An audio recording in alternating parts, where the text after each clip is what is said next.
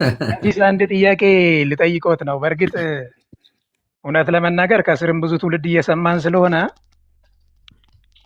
ዘፋኝነትን አስመልክቶ መጠጥን አስመልክቶ ይህንን ያህል ብዙ ነገር ማለታችን እጅግ በጣም የሚገርም ነገር ቢሆንም በምሳሌ 23:30 ጀምሮ እስቲ እንደዚህ ብሎ ይናገራል። ሁላችንንም የሚዳኝ እግዚአብሔር ቃል ስለሆነ ወደ ወይን ጠጅ የወይን ጠጅ በመጠጣት ለሚዘገዩ እሺ፣ ዋይታ ለማን ነው? ሐዘን ለማን ነው? ጠብ ለማን ነው? ጩኸት ለማን ነው? ያለ ምክንያት መቁሰል ለማን ነው? የዓይን ቅላት ለማን ነው? የወይን ጠጅ በመጠጣት ለሚዘገዩ አይደለምን? የተደባለቀ የወይን ጠጅ ይፈትኑ ዘንድ ለሚከተሉ አይደለምን? ወደ ወይን ጠጅ አትመልከት። በቀላ ጊዜ መልኩን በብርሌ ባንጸባረቀ ጊዜ እየጣፈጠ በገባ ጊዜ በኋላ እንደ እባብ ይነድፋል፣ እንደ እፉኝት መርዙን ያፈሳል፣ አይኖችም ጋለሞታዎችን ያሉ እያለ በጣም ከስር ኮንሲኩዌንሶችን እያስቀመጠ እየተናገረ ይሄዳል። የምፈልገው 31ን እንዴት ነው የሚመለከቱት? ወደ ወይን ጠጅ አትመልከት። ሰው ከተመለከተ ይመኛል፣ ከተመኘ ይወስዳል፣ ከወሰደና ያንን ነገር ከተገበረ ኃጢአትን ያደርጋል። እስቲ እርስዎን አመለካከት በዚህ ጉዳይ ላይ ምንድን ነው የሚሉት? እሱን ልጠይቆት ብዬ ነው። በጣም ጥሩ ጥያቄ ነው ያነሳው። በነገራችን ላይ ይሄ ቃል እሺ አሁን አውጣልኝ በትልቁ አድርጉልኝ አንድ ጊዜ እና ግሪኩን ምን ማለት እንደሆነ አትመልከት ማለት ዓይንህን አጥፋው ማለት ነው? አትይ ማለት ነው? ወይንስ ምን እያለ ነው? ወደ ወይን ጠጅ አትመልከት ሲል መመልከት ነው የሚያሰክረው እንዴ? ምን እያለ ነው የሚለውን እናየዋለን በኮንቴክስቱ። ችግር የለም ዘር ያውጣላችሁ። ምን እናውጣላችሁ?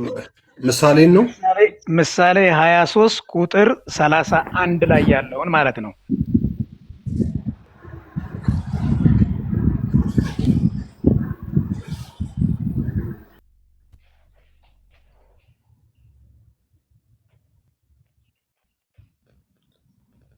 ከዛ ለሌሎችም ጥያቄ ላላቸው እድል ስጧቸው። ለምሳሌ ሻሎም መጠየቅ ትፈልጋለች። ሌሎችም አንድ ቁጥር ሲጽፉ እያላችሁ እድል ስጧቸው። አንዴ ቆይ ጨርሱ፣ ከዛ ትጠይቂያለሽ። በኋላ ነው እጠይቃለሁ። እኔ በኋላ እገባለሁ። እኔ ከታች መጋቢ ብሎ ያሉ ናታን እንዳቆን አለ እነሱ ይግቡ። እኔ ቦታ ለቃለሁ። ከተሻለ በኋላ ሰዓት ካገኘሁ እጠይቃለሁ። ለቀሲስ ነው። እሺ መጋቢ ከታች ዳቆንም አሉ። አይ ጠይቀሽ ውረጅ፣ ችግር የለም። ጠይቀሽ ውረጅ። አይ የኔ ማብራሪያ ስለሆነ ችግር የለውም። እነሱ ይግቡን። እዚህ ጋር ቁጭ ብዬ ሌላ ቀንም ጠይቃቸዋለሁ። እሺ ምንም ችግር የለም። ረጋ ብሎ ማውራት ካለ ምን ችግር አለ? ቀሲስ ይፍቱኝ ይባርኩኝ፣ ችግር የለም። እኔ ልጆት ነኝ። የኛዋ ነሽ? ኧረ አንቺማ በቃ በቤት ውስጥ ምን ችግር አለ? ምንም ችግር የለውም። ምንም ችግር የለውም። እሺ ቀሲስ ቁጥር 31ን ወደ ወይን ጠጅ አትመልከት የሚለውን እስቲ እንዴት እንደሚፈቱት ይቅርታ።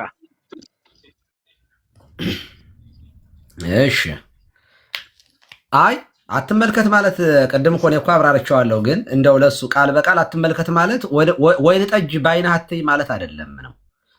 ይሄ ወይን ጠጅ በዓይንህ አትመልከት መመልከት ማየት አይደለም፣ መጠጣት አይደለም መመልከት እንደምታውቁት። ግን በዚህ ኮንቴክስት ወደ ወይን ጠጅ አትመልከት ማለት አትስከር ማለት ነው።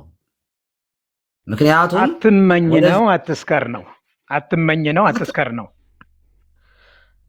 ውስጣዊው ኮንቴክስቱዋሊ አገባቡ አትስከር ከማለትና አትመኝ ከማለት ለየትኛው ይቀርባል? አትመልከት ማለት አትመኝ ከተመለከተ መመኘትን ነው የሚያመጣው። አይ አትመኝማ መጠጣት ይችላል። አንድ ሰው ወይን ጠጅ መቅመስ ይችላል። አይን እኮ ይመለከታል። ከተመለከተ በኋላ አንድን ነገር ይፈልጋል። ስለዚህ ጋር አትመልከት ማለት መስከር ነው ብለው ያንን ነገር ከተረጎሙ ይህንን ነገር የሚደግፍልዎት የእግዚአብሔር ቃል የት ጋር ያገኛሉ? እራሱ እዚያው ላይ ይናገራል። እዚያው ላይ ከስካር በኋላ ወዴት ትሄዳለህ ነው የሚለው። ወደ ሴት ማለት ወደ መዝሙት ትሄዳለህ ነው እያወራ ያለው። አይምሮህን ትስታለህ፣ ከዚያ በላይ በዝሙት ትወድቃለህ ነው። ስለዚህ ሪዛልቱ ነው የሚያመጣው ስካር የሚያመጣው ነገር። መስከሩ እኮ ብቻውን አይደለም የሚያመጣው ነገር እኮ ነው ችግሩ እኮ። ለምሳሌ መስከሩ ዝሙትን ያመጣል። መስከሩ ሌላ መደባደብን ሁሉ ሊያመጣ ይችላል። ብዙ በነገራችን ላይ መስከር ብዙ ነገሮችን ነው ይዞ የሚመጣው። አዋራጅ ነገር ነው ይሄ የሚበረታ በቃ መስከር ጸያፍ ነው። በቃ እንደ ማህበረሰብ ራሱ ብያለሁኝ እኮ ቅድም እኮ ተናግሬያለሁ። በቃ አዋራጅ ነገር ነው። በቃ በፍጹም የሚደገፍ ነገር አይደለም። መጽሐፍ ቅዱስም ስካርን አብዝቶ ነው የሚያወግዘው፣ እኛም እናወግዛለን ስካርን። አንድ ሰው በተደጋጋሚ ይቅርታ ቀሲስዬ፣ ከውጤቱ አንጻር እንስማማለን። መስከርና የመስከር ተረፈ ውጤት እሱ ላይ ጥያቄ የለብኝም። ምኞት ጸንሳ ኃጢአትን ትወልዳለች፣ ኃጢአትም ካደገች በኋላ ሞትን ትወልዳለች እንደሚል መመልከት መመኘትን ነው የሚያሳየው፣ መስከርን ነው የሚያሳየው። ትልቁ ምክንያቱም አትመልከት ስለሆነ የተባለው መመልከት መስከር ነው ከተባለ አትስከር እያሉ እንዲተረጉሙ ያስደረጉት ነገር አንድ ስክሪፕቸር አለ። መጽሐፍ ቅዱስ ነው። ይኸውልህ መጽሐፍ ቅዱስ ምን ይላል? ወደ ሴት አትመልከት ይላል አይደለ? ኦኬ፣ አትመልከት ሴት አትይ ማለት አይደለም። ኦኬ፣ አትይ ማለት አይደለም። እህትህን፣ እናትህን፣ የወንድምህን ሚስት ሊሆን ይችላል፣ አክስትህን ታያለህ። አትይ አይደለም ሐሳቡ። ምን ማለት ነው? አይንህ አትይ ሲል በሌላ አይን አትመልከት ማለት ነው። ለምሳሌ የወንድምህን ቤት አትመኝ ይላል አይደል? የወንድምህን ቤት አትመኝ ሲል ምን እያለ ነው? መመኘት ይሄ የአይነት ምኞት ድርጊትን ነው የሚያሳይ። ሀሌዮ ከመገቢር የሚል አለ። ማሰብ እንደማድረግ ነው። እንደውም ቄስ ጥሩ መጡልኝ። ወደ ሴት ያየ ሁሉ አለ ወደ ሴት ያየ ሁሉ አመነዘረ ይላል አይደለ? እርስዎ በሚሉት ከሆነ አሁን አልጋ ላይ እየተኛ ሊሉኝ ነው። ምክንያቱም በትክክል ይኸውልህ ወደ ሴት ዛጋ ግን ማየትና መመኘትንና አብሮ መተኛትን ለይቶ ነው የሚያስቀምጠው መጽሐፍ። ምን አልከኝ? ያየ የተመኘ አመነዘረ ይላል አይደለ? ማየት ሁሉ ኃጢአት አይደለም። ማመንዘርኛ ከሰው ጋር መተኛት፣ ከወንድ ጋር መተኛት እንደዛ አድርገን ልናስበው አይን አይል መጽሐፍ ምን ይላል? አይን ከማየት አይጠግብም ይላል። አለማየት አትችልም። አትይ ሲልህ ውሳጣዊ አይን ነው፣ ተግባርን ነው የሚያሳየው እንጂ አይንህ እያየ አትሄድ አይደለም። እሱ አይንህን ልትሸፍነው አትችልም እኮ የውሳጣዊ አይንህ ተግባራዊ አይንህ ነው። ቀሲስዬ እኔ የፈለኩት ወደ ወይን ጠጅ አትመልከት ማለት በወይን ጠጅ አትስከር ነው ብለው የተረጎሙት። ያ ነገር አያስኬድም። ለምን? መጽሐፍ ቅዱስ ሲናገር ያየ የተመኘ አመነዘረ ብሎ ሲናገር ማየትን ከመመኘት ጋር አስቀምጦ ነው እንጂ ባልጋ ላይ ከመተኛት አብሮ ከመውደድ ከዛ ጋር ተያይዞ አይደለም ያለው። ስለዚህ ማየት የሚለው ነገር መመኘትን ነው። ይችን ጥቅስ አመጣህ አይደለ? አትስከር የሚለውን ምን ማለት ነው? አትስከር ማለት እስኪ አብራራልኝ። አትስከር ማለት ምን ማለት ነው? አትስከር ነው። አትመልከትም ተብሏል። እንደውም ሁለተኛው ላይ የተቀመጠ ነገር ቢስተር ቆየ። አሁን በአማርኛ አሁን ቀሲስዬ ሁለታችንም አሁን አማርኛ ተናጋሪዎች ስለሆነ ይቅርታ አንድ ጊዜ አትስከር ማለት ቃላቱ አትስከር ማለት ምን ማለት ነው? አትስከር ነው። ምን አትስከር ነው ስትል ምን ማለት ነው? ብዙ ከጠጣ በኋላ ሰውየው የሚገባበት ኮንዲሽን ስለሆነ ከብዙ መጠጣት በኋላ የሚመጣ ውጤት ስለሆነ መስከር ማለት ከብዙ መጠጥ በኋላ የሚመጣ ውጤት ነው። ስለዚህ አትስከር ማለት አትጠጣ ማለት አይደለም ማለት ነው። አትጠጣ ሳይሆን ያለው ግን መጽሐፍ ቅዱስ አትስከር ብቻ ሳይሆን የሚለው አትመልከት ተብሎ ተጽፏል። ከአትስከርና ከአትመልከት እስቲ እርስዎ እንደ አንድ አማርኛ ተናጋሪ በኮንቴክስት ነው እየፈታ ነው እንድንል እኮ ነው። አሁን እኮ መጽሐፍ ቅዱስን እንድናብራ ነው። አትስከር ይላል። ኦኬ ስካር ለማን ነው እያለ ይናገራል። ስለዚህ መስከር ኃጢአት ነው ማለት አትስከር ካለ አትጠጣ ማለት ነው ወይ ነው? አትጠጣ ማለትና አትስከር ማለት አይለያይም። አትጥገብ ማለትና አትቅመስ ማለት አንድ ነው። መጥገብና መብላት አንድ ነው። ለምንድን ነው እዛ ጋር ጥሰው የሚሄዱት እኮ? ያኛው ጥቅስ እርግጠኛ ነኝ። ይኸውልህ ኦኬ ማየት የሚለው ነው የምልህ። ያኛው ማየት እየሰማኝ አይደለም? ይኸውልህ ይኸውልህ እያዳመጥከኝ ማሰብ የሚባለው ሁለት አይነት ትርጉም ነው ያለው። ማሰብ ሀሌወ ከመገቢር የሚባል አለ። ማሰብ እንደማድረግ ነው ይላል። ለምሳሌ ወደ ሴት አይቶ የተመኘ አመነዘረ ይላል። ኦኬ፣ ወደ ሴት አይቶ የተመኘ አመነዘረ እና ሴት ወንዱ ያየችው እና ሴት ወንዱ ውስጧ ስላሰበው በቃ አመንዝራለች ማለት ነው፣ ወይም አመንዝሯል ማለት ነው። ይሄ የሚብራራ ቃል ነው። ምን ማለት ነው? ይሄ ሀሌወ ከመገቢር ማለት ማሰብ እንደማድረግ የሚሆንበት አለ። ለምሳሌ አየና ያያትን ሴት ወይም ያየችውን ወንድ ፈለገችው፣ ፈለጋት ወይ ከዚያ ጠይቋት ሳይሳካ ወይም ጠይቃው ሳይሳካ ቢቀር እንደማድረግ ይቆጠራል። ይሄንን ነው የሚናገረው፣ እንደማድረግ ነው። ምክንያቱም ከሱ ጨርሷል፣ ከሌላኛው አካል ነው እምቢ ስለተባለው ይሄ እንደማድረግ ይቆጠራል። ቆይ ልጨርስ። እያብራራሁኝ ገና ሳልጨርስ አንደኛው ትርጉም። ሌላው ግን እንዴ ማሰብ ሁሉ እንደማድረግ ነው ማለት ነው። ብዙ ሰው ይጠይቃል ይሄንን ክፍል ማለት ነው። እና አሁን እኔ አንድ ሴት ጎረምሳ ሴት ናት፣ እንደው ቁንጅናውን አይታ ውስጧ ተመኘው እና በቃ አመነዘረሽ ማለት ነው። ኖ ቃሉ እኮ ይላል ወደ ሴት አይቶ የተበላ አመነዘረ ይላል። ምን ማለት ነው ሲባል አስበዋለች፣ ነገር ተመቻችቶላታል፣ ፈቃደኝነቱ ሁሉ ግን እግዚአብሔር ምን ይለኛል ብላ ከተወችው እንደማድረግ አይቆጠርም። ምክንያቱም እግዚአብሔር ተመቻችቶላታል፣ ነገሩን የተመኘችውን ማግኘት ትችላለች፣ አግኝተዋለች። ግን እግዚአብሔርን ፈርታ ግን ውስጧ ቢያስብም በቃ ኃጢአት ነው ይሄ አይገባም ብላ ትተዋለች። እንደዚህ ያለውን ማሰብ እንደማድረግ ነው ብለን አንተረጉምም። ማሰብ እንደማድረግ የሚሆነው ልሰርቅ ሄደህ ውሻ ቢጮህብህ እና ባለቤቱ ቢነቃብህ እንዳደረግከው ነው የሚቆጠረው። ነገር ግን መንገድ ላይ ልሰርቅ እየሄድክ መንገድ ላይ ይህን ነገር እኮ እግዚአብሔር አይወደውም ብለህ ተመኝተዋል። ኦልሬዲ ጎዞም ጀምራል። ከተውከው እንደማድረግ አይቆጠርም።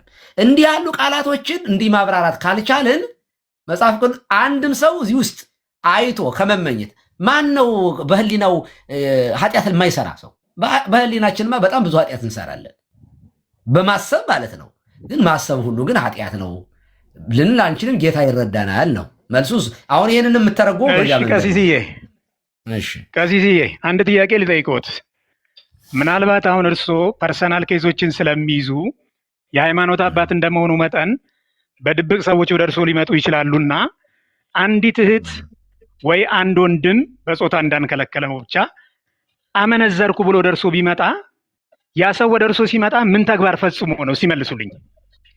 አመነዝር ያለው ሲል አሁንም አመንዘራነት ብዙ ትርጉም ስላለው ልዘረዝርልህ እችላለሁ። አመነዘርኩ ሲል ነው ዳይሬክት ከሴት ጋር ከመውደቅ ወይም ከወንድ ጋር ከመተኛት አንጻር ብዙ እንዳይሰፋ እሱ ብቻ አይደለማ። ማመንዘር ማለት እሱ ብቻ አይደለማ። የመጡት ሰዎቹ እኔ ነኝ የመጡት እኔ እንደዚህ አጥሬ ልስጥዎት የመጡት ሰዎቹ ወይም የመጣችዋ ሴት ቆየ ልጨርስልዎት። የመጣችዋ ሴት ከወንድ ጋራ ባልተገባ ሁኔታ ተኝታ ከማመንዘሯ ወይም ከወንድ ጋራ ከመውደቋ የተነሳ ብትመጣ ምን ተግባር ፈጽማ ነው እርሶ ጋር መጣ? ቀሲስ እኔ አመንዝሬያለሁ፣ የሚሰጡኝን ማንኛውንም ቅጣት ልቀበል ፈቃደኛ ነኝ፣ ለእርሶ ይህንን ኃጢአት ገልጣለሁ ብላ ብትል ምንድነው አድርጋ የመጣችው? እዛ ጋር እንዴት አድርጋ እንደመጣች ምንድነው? በቃ ዛስ ጉድ። ስለዚህ አንድ ሰው ወደዛ ነገር እንዳይገባ ሲመክሯት ምንድነው የሚሏት? ከዚህ በኋላ እንደዚህ አይነት ነገር ውስጥ እንዳትገቢ፣ ፊትሽን ወደዛ አትመልሺ፣ ያንንም ነገር ለማድረግ እንትን አትበይ፣ ለዛ ነገር እውቅና እንዳትሰጥ፣ ፊትሽን ዞረሽ እንዳታይ ምናምን አለለም። እንዳታይ የሚለው ሁለት ትርጉም ነው ያለው። በዚህ አይነት መንገድ አሁን በመጣሽበት አይን ከሆነ ጥሩ ነው እንጂ አይንሽ ከዚህ በኋላ ምንም አይነት ወንድ እንዳያይ ብዬ ግን አልካትም። እንደዚያ ያለ ትርጉም ስለ ኖ እኔም እንደዛ አይደለም። አይን እያለውማ ሰው እንደዛ አይባልም። እንዲህ ከሆነ ከአይን ፈጣሪ ጋራ ነው የምንጋጨው። ስለዚህ አሁን የሉት እኔ እርሶ ጋር በጣም ቻሌንጅ ላደርግ የምፈልገው ወደ ወይን ጠጅ አትመልከት ማለት በወይን ጠጅ አትስከር ነው ብለው የተረጎሙት አተረጓጎም በፍጹም ተቀባይነት የሌለው። ለምን?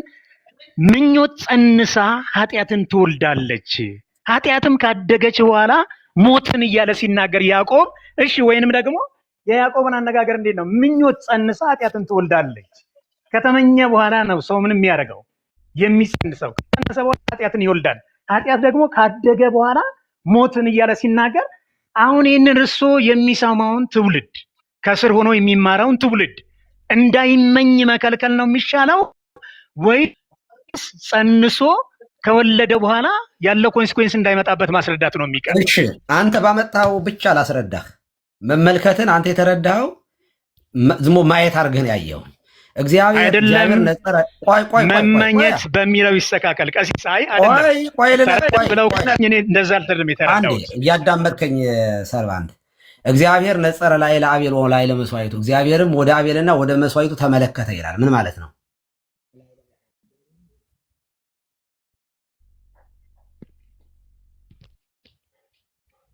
እግዚአብሔር ወደ አቤልና ወደ መስዋዕቱ ተመለከተ ይላል። ምን ማለት ነው?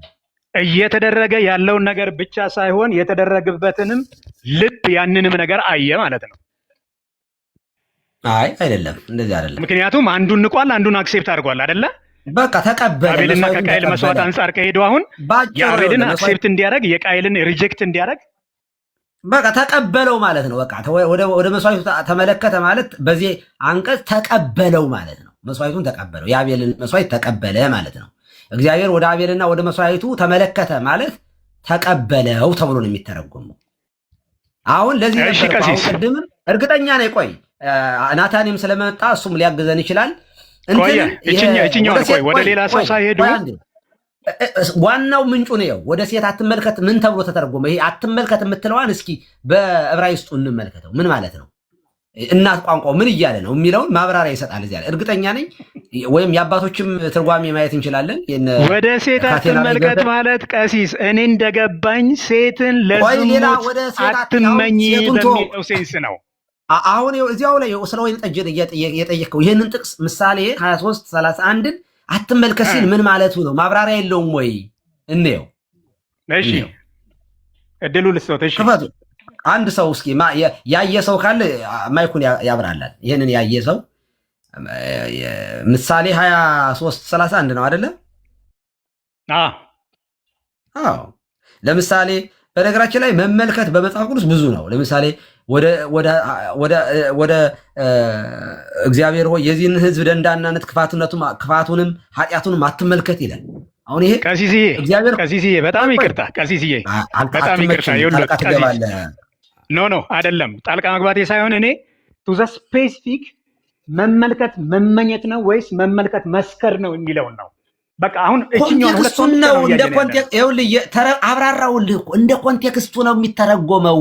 ለዚያ እኮ ነው እናቱን እንየው የምልህ እናቱን እንየው። በቃ ሌላውን ተወውና ምን ማለት ነው እዚያ ላይ ዋናውን እስኪ በቃ እሱን ያውጡት። በቃ እሺ በቃ እንደዚያ ነው የሚሻለው። ከቻላችሁ የምታወጡ ሰዎች ማን ነው እዚህ ውስጥ ያለው ማውጣት የሚችል? እሺ ከቻልኩ እስኪ እኔ ለማውጣት እሺ ዘሪ አውጣላችሁ እስከዛ በቃ ናቲ እኔ ጋር ዕብራይስጥ አለው እንደው ወደ ዕብራይስጡ ራሱ ቆይ አንዴ ሰርቫንት ወደ ዕብራይስጡ ራሱ ከመሄዳችን በፊት የራሳቸው አዲሱ መደበኛ ትርጉም ይሄንን ኮንቴክስቱን ለምሳሌ ከስካር ጋር አገናኝቶ ነው የሚያወራው። ላሳየ ጥሩ እንደውም ያሳየው ምን ችግር አለ? ስክሪንሻት አድርጌ ግሪን ስክሪን ላድርገው አንዴ። ኧረ አዲሱ መደበኛ ትርጉም አለ አውጣላችኋለሁ። እሱን ከፈለጋችሁማ ችግር የለም። በቅርበት አድርጉ ስክሪንሻት። እዚሁ እስኪወጣ ድረስ ከቀሲስ ከፈቀዱልኝ የሆነ ነገር ልናገር።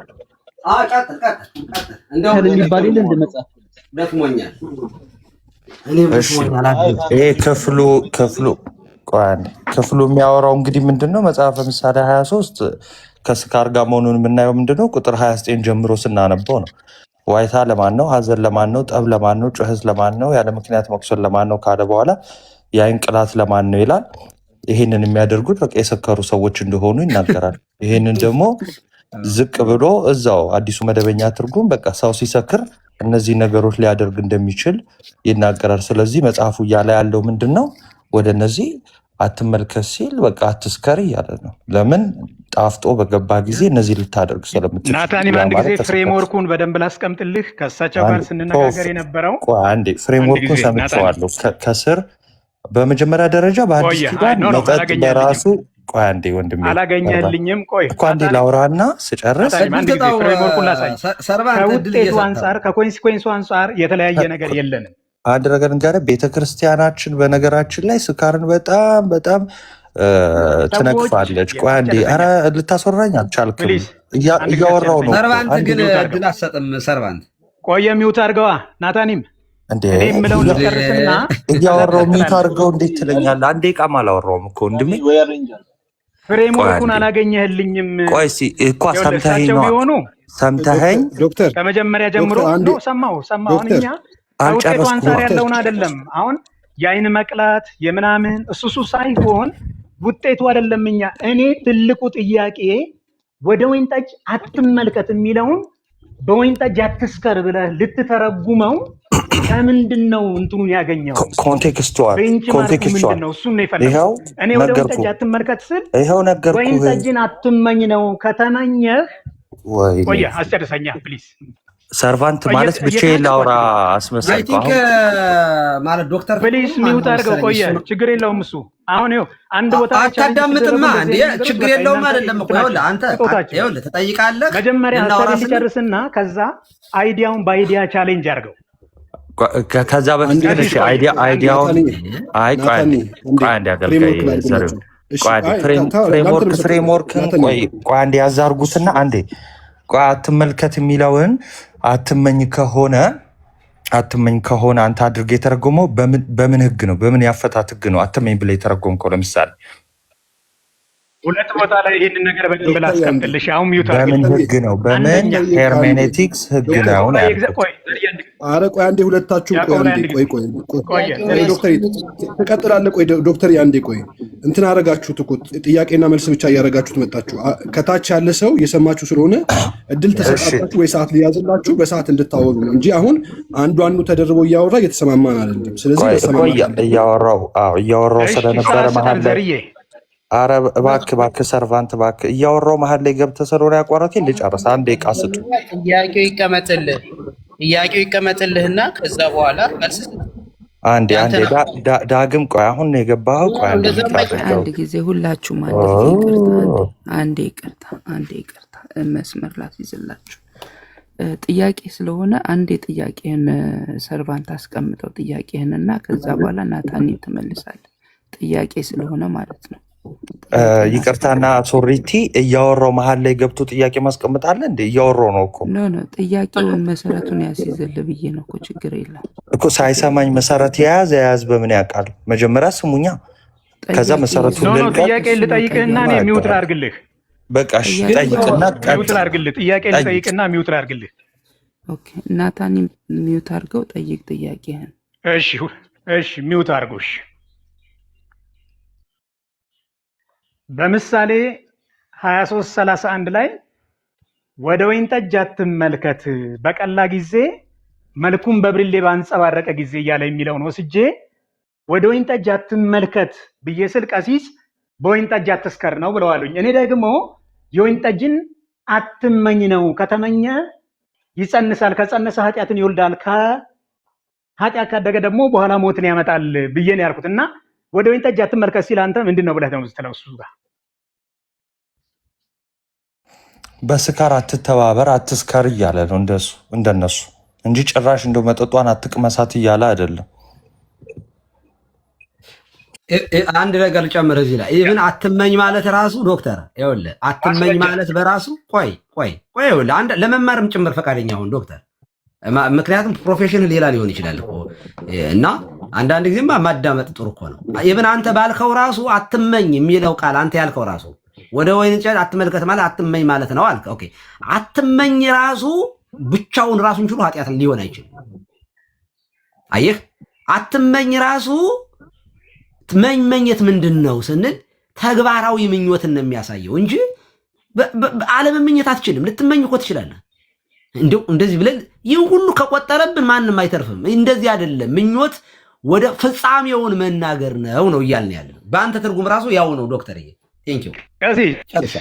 ይቅርታ ቀሲስዬ፣ እኔ እኮ ትውልዱን ለመከልከል ትውልዱን ለመመለስ አትስከር ነው የሚለው የሚቀለው ወይስ አትመኝ ነው የሚቀለው? ቃሉስ ከምን አንጻር ነው እዛ ጋር የተነገረው?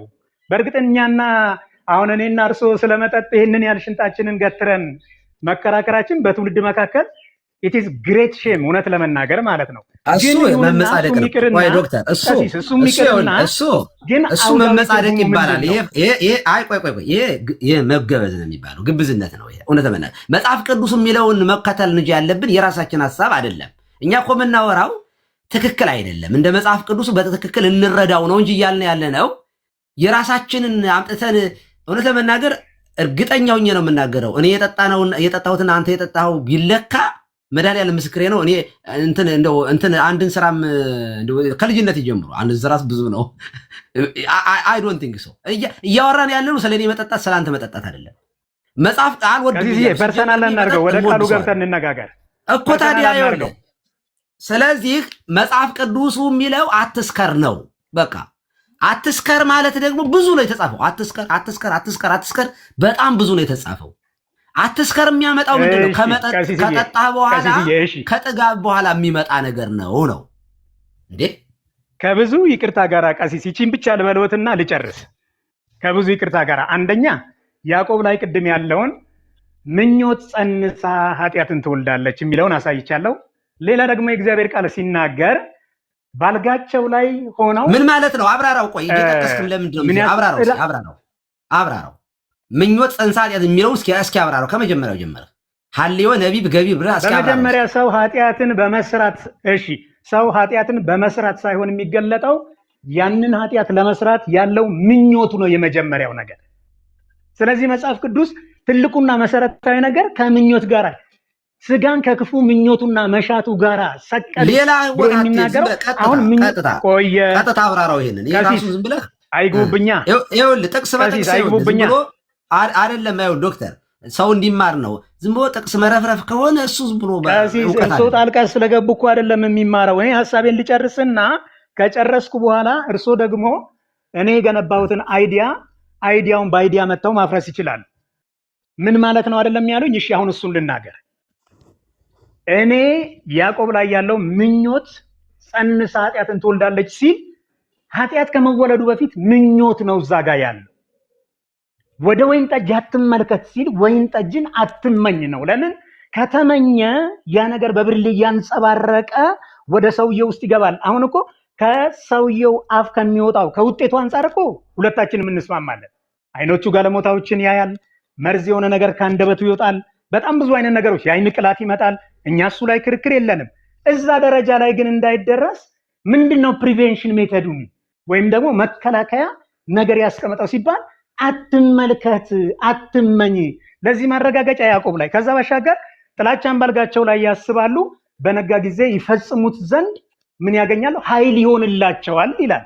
ኃይል የሆነላቸው እኮ ሌሊት ባልጋቸው ላይ ተኝተው ያንን ሰው ሳያገኙ በአልጋቸው ላይ በተኙ ጊዜ ጥላቻ ማሰባቸው ሰውየው ምናልባት ሲነጋ ለመግደልም ብዙ ነገር ለማድረግም ኃይል ያገኝ። ስለዚህ ተመኝተዋል። አልጋቸው ላይ ሆነው ነው፣ ሌሊት ተኝተው ነው ያንን በምኞት ደረጃ የተመኙት። እንዲህ ነው እንጂ ውጤቱን አይደለም ወይ ሰውየውን ሲመታው ገደለው ከሚለው ፐርስፔክቲቭ አይደለም። አሁን ዶክተር አንድ ጥያቄ በቀላሉ ልጠይቅህ። አሁን አንተ አንድ ጥቅስ ይዘህ ይህንን አነሳ። እሺ የኦሪት ዘፍጥረት ምዕራፍ 27 ቁጥር 25 ላይ እርሱም ከልጄ አደን እንድበላና ነፍሴ እንድትባርክህ አቅርብልኝ አለ። አቀረበለትም፣ በላም፣ የወይን ጠጅ አመጣለት፣ እርሱም ጠጣ ይላል። ይሄ ማነው? ይሄ ባለ ታሪኩ ማነው? ይሄ ዶክተር። እሺ ቀጥሉ። እየጠየኩ ነው። ማነው ይሄ ባለ ታሪኩ? ገብቶኛል። ስሙን ነው የፈለጉት? ኦኬ አሁን ጠጥቷል ሰውዬ። ይሄ ኃጢአት ሰርቷል አልሰራም? ኃጢአት ነው።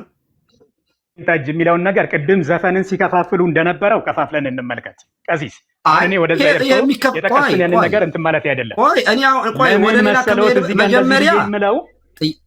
መጀመሪያ ጥያቄን መልስልኝ። ይኸውልህ ታሪኩን እንድነግርህ ፈልገህ የይስሐቅ ታሪክ ነው። ያዕቆብና ኤሳውን ያዕቆብ የገባበት እንትን ነው እና ይስሐቅ ነው ይሄንን የሚናገረው። ኦኬ ይስሐቅ ማለት ደግሞ የእምነት አባቶች ከሚባሉ ከአብርሃም፣ ይስሐቅ፣ ያዕቆብ እንግዲህ ሶስቱ አርስተ አበው የሚባሉ ናቸው። አሁን ምን አለ? አንተ ልጅ ኤሳው ነህን? እርሱም እኔ ነኝ አለ። ያዕቆብ ነው ያቀረበለት። ያዕቆብ ነው ያቀረበው ይሄንን ያው በማሳሳት ስለገባ እርሱም ከልጅ አደን እንድበላና ነፍሴ እንድትባርክህ አቅርብልኝ አለ። አቀረበለትም አለ አቀረበ በላ። እሺ የወይን ጠጅ ምን የወይን ጠጅ አመጣለት፣ እርሱም ጠጣ። አባቱ ይስሐቅም ልጄ ሆይ ወደ እኔ ቅረብ ሳመኝም አለው ይላል። ይስሐቅ ኃጢአት ሰርቷል? እግዚአብሔር ተሳስታል እንዴት ተጠጣለህ ብሎታል ወይንስ ተፈቅዶለታል?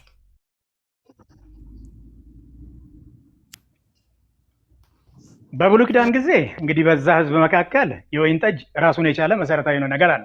ለምሳሌ ስለ እስራኤል ካነሳን የወይን ጠጅ በጣም እንዳንድ ባህላዊ ራሱን እንደቻለ ነገር ይቀመጣል። ወደ አዲስ ኪዳን ስንመጣ ወይን ጠጅ ጋር ተያይዞ የተቀመጠው ነገር ወደ እንትን ልንመጣ ነው እንዴ? ወደ አልኮል ፐርሰንት ልትመጣ ነው እንዴ? ቅራሬና እንትን ወደ ማለት ልትመጣ ነው? በሱም ቢሆን መሄድ እንችላለን። የወይን ጠጅ ነው ዶክተርዬ። ቀሲስ አንዴ እዛ ጋር እንዲያውም የብሉይ ኪዳኑ የወይን ጠጅ አናት ያዕቆብ ያንን ነገር ሰጠውና ያንን ነገር ጠጣ ማለት በነገራችን ላይ ቀሲስ ከስር የምናስተውለምቱ ሰለሞን እስራኤላዊ ነው። መጽሐፈ ምሳሌ ብሉይ ኪዳን ላይ ነው። እንግዲህ አሁን ከተናገርከው ነገር ከሆነ ማርካ ይሆንልን። አረ ቆይ በአዲስ ኪዳን ላመጣለት ነው። ቆይ የጢሞቴዎስን ላመጣለት አይደል? እኔ እኮ ስለ እስራኤላዊነቱም ጥያቄ የለኝም። አባቱም ያንን ነገር የወይን ጠጁን ስለመጣጣት ጥያቄ የለኝም። ስለዚህ ቆይ ተፈቅዶለታል? ትክክል ነው አይደለም ነው ያው እንዳለ ሆኖ አንተ በምትለው ያለውን ነገር ተመልክቶ አትመልከት። አረ በተራ በቃ ይሄንን መልስልኝ ዶክተር መልስልኝ። ተሳስቷል አልተሳሳትም? ይስሐቅ ተሳስቷል ወይ አልተሳሳትም? በላይ ከሁለት አንዱ። በዛን ሰዓት ይሄኛው ነገር እንደ ባህላዊ ነገር የሚቀርብ ነው። ኢትዮጵያ መጣው እርሱ በዚያን ጊዜ ካልክ እኮ መጽሐፈ ምሳሌም የብሉይ ኪዳን መጽሐፍ እኮ ነው። ኖ ግን እየተጻፈ ያለው እኔ ምሳሌን እየጠቀስኩ ምሳሌ እየተናገረበት ያለው መንፈስና እርሶ ይስሐቅ የሰጠው የወይን ጠጅ ብለው ያነሱት ሁለቱ መንፈሳዊ በየአውዱ እንፍታውና የዚህን አውድ የዛኛውን አውድ እንፈድና ወደ አዲስ ኪዳን እመጣላለሁ። እኔ ቀጥታ እመጣላለሁ። ወደ አዲስ ኪዳን እመጣላለሁ። አሁን ብሉይ ኪዳን ነው እንግዲህ ብሉይ ኪዳን አንድ ህግ ናት። ኦሪት አንድ ህግ ነው። በቃ እስቲ አንድ ጥያቄ ልጠይቅዎት። ቆይ መጀመሪያ ለምን ማለት የወይን ጠጅ ያውቃሉ? ቆይ እስቲ ጥያቄውን እንዲረዱ ጥያቄውን በጥያቄ መጠየቅ መብት አለኝ። ስንት አይነት የወይን ጠጅ ያውቃሉ ሰው? ኦኬ፣ ስለዚህ የወይን ጠጅ የሚፈቀድና የማይፈቀድ አለ ብለህ ከፋፍለህ ፈርመንታል የሆነ ይሄ ማለት ምንም ልሙጥ የሆነ ወይን አለ ያለ ብለህ ልከፋፍለው ከሆነ አንተ የምታወራው ታዲያ አትመልከት የተባለው አንተ የምታወራው እዚህ ጋር የወይን ጠጅ ነው የሚለው። የወይን ጠጅ ነው የተደባለቀ የወይን ጠጅ ምንም ጥያቄ የለውም። ይኸውልህ ወደ ብራይስጥ የተደባለቀ የወይን ጠጅ እሺ ይስሐቅ የጠጣው ምን አይነት ነው? ይስሐቅ ከፈርመንቴሽን ባሻገር የተደባለቀ የወይን ጠጅ ብሎ ነው እዛም ዶክተር ችግር የለውም። በቃ እሺ አመንኩልህ። ምን አይነት የተደባለቀ የሚለው ይስሐቅ የጠጣው ምን አይነት ነው? ፒውር አይደለም ቀሲስ። ቀሲስ እኮ ምን አይነት ነው ንገረኝ፣ አስረዳኝ። እሺ ምን አይነት ነው ንገረኝ። ምን አይነት ነው ይስሐቅ? ያንን ምናልባት አዲስ ኪዳን መጥተው የሚመለከቱ ከሆነ መልካም የወይን ጠጅ፣ መናኛ የወይን ጠጅ እንደዛ እየተባለ ወይ ጉድ! እሱንም ላመጣልህ ነው። አሁን ይሄንን ንገረኝ እኮ ነው አስረዳኝ። እየተከራከርክ ስለሆነ አሁን እኮ እየተማርክ አይደለም፣ እየተከራከርክ ስለሆነ ምን አይነት ጠጅ ነው ይሄ ንገረኝ። ምኑን ነው የምማረው ቀሲስ? ምኑን ነው የምማረው? አሁን እኮ ንገረኝ። እየተማርኩ ስለሆነ አስረዳኝ። ይስሐቅ የጠጣው የወይን ጠጅ ምን አይነት ነው ንገረኝ፣ አስተምረኝ። በቃ ይኸው ልማር። ምን አይነት ነው? ከወይን የተገኘው ከጭማቂው የመጣው ያ ጠጅ ነው። ጁስ ነው። ማረጋገጫ ሊሉኝ ነው አይደለ? ማረጋገጫ ምሳሌ ላይ ነው። ለምን? ምክንያቱም ራሱ የተጻፈበት መዝገበ ቃላቱ እናየዋለን እንጂ ወንድም አለ እንዴ? ለምን እዛው ዕብራይስጡን ለምን ምሳሌን ሸሽተው እርሶ ወደ ዘፍጥረት ለምን እሸሻለሁ? አንድ እኮ ይስሐቅ ሰጠ ወደሚለው ሄዱ። ለምን ተረጎምኩልህ እኮ እዚያ ጋር አትመልከት ማለት ኮንሰንኩዌንስ መጨረሻው ሪዛልቱን ነው የሚናገረው። መመልከት ማለት ስካርን ነው የሚያሳየው። መስከርን ነው የሚያሳየው ማለት አትስከር ማለት ነው ያሉኝ አይደል? ይስ በቃ ስካርን ነው ምክንያቱም የሚናገረው። እርሶ እኮ አሁን ምን እያሉ ነው? ከብዙ ይቅርታ ጋራ ከብዙ ክብር ጋራ ትውልዱን ትንሽ ትንሽ ጠጣ፣ ሁለቱም ወይም ሶስት ጠጣ እያሉ እኮ ነው ያሉት። ይሄን ያውቃሉ? ቆይ በመጽሐፍ ቅዱሳዊ ላድርግልህ እንዴት? ወይም ደግሞ በቪዲዮ ላምጣልዎት? ሁለትና ሶስት ተፈቅዷል የሚል በአውደ ምሕረት ሰባኪዎችን። ዶክተር አታለፋልፈኛ እንዴ! በጥቅስ እናውራ፣ በእውቀት እናውራ። ይኸው አንደኛ ጢሞቴዎስ ምዕራፍ 5 ቁጥር 23 ላይ ስለ ወድህና ስለ በሽታ ብዛት ጥቂት የወይን ጠጅ ጠጣ እንጂ ወደፊት ውሃ ብቻ ተጠጣ። ምናልባትም እሱ ጋር ከመጡ ቀሲስዬ እሱ ጋር ከመጡ ከሙያም አንጻር ትክክለኛ የሆነ ሜዲኬሽን ቀሲስዬ ሜዲኬሽን ቫሊዩ ስላለው እዛ ጋር የተባለው ፒውር የሆነውን ከወይን የሚጨመቀውን ያንን ነው እንጂ ስለ ፈርመንቴሽንም ስለተደባለቀ ነገር በቃ ከሌላ ሰው ጋር እንዴ ላውራ። አይ ዶክተር አንተ አሁን እያወራህ ያለው ከኮንቴክስት ውጭ ነው የምታወራው። ይኸውልህ አንደኛ በአንተ ጥቅስ ራሱ አልሆ እኮ ለምሳሌ ወደ ወይን ጠጅ አትመልከት ሲል አንድ ሰው የወይን ጠጅ ባይኑ ቢያይ ቢመለከት በመመልከት ብቻ ዝሙት ይሰራል እንዴ?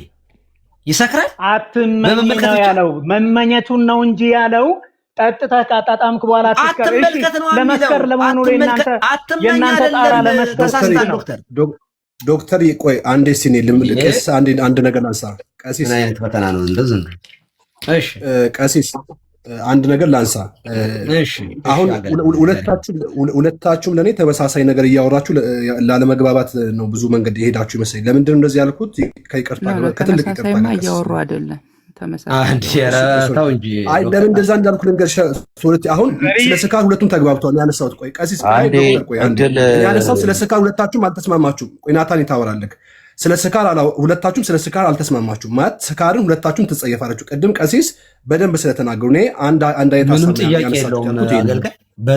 ቀሲ እኮ ይሄንን ተስማማላችሁ ሁለታችሁም። ግን አሁን እያነሳ ያለው እሱ ምሳሌ ከቶ አትመልከት የሚለውን ነገር እርሶ ሰው ሲጠጣ ነው ስካር ውስጥ የሚገባው ነው። እሱ ደግሞ የተመለከተውን ነገር ከጠጣ ይሰክራል። ለእኔ ተመሳሳይ ነው። እሱ እያነሳ ያለው አትመልከት የሚለውን ነገር ቶታሊ ሰው እንዳያስበው፣ ሰው ወደ መጠጥ እንዳይጋበዝ መከልከል አለበት የሚለውን አቋም ነው። እርሶም ይሄን አቋም ተስማምቶ ነው። ግን እያነሱ ያሉት ክፍሉ ስለ ስካር ነው የሚያወራው ነው። አሁን ክፍሉ ላይ ለመስማት እያወራቸው እኔ ገባኝ።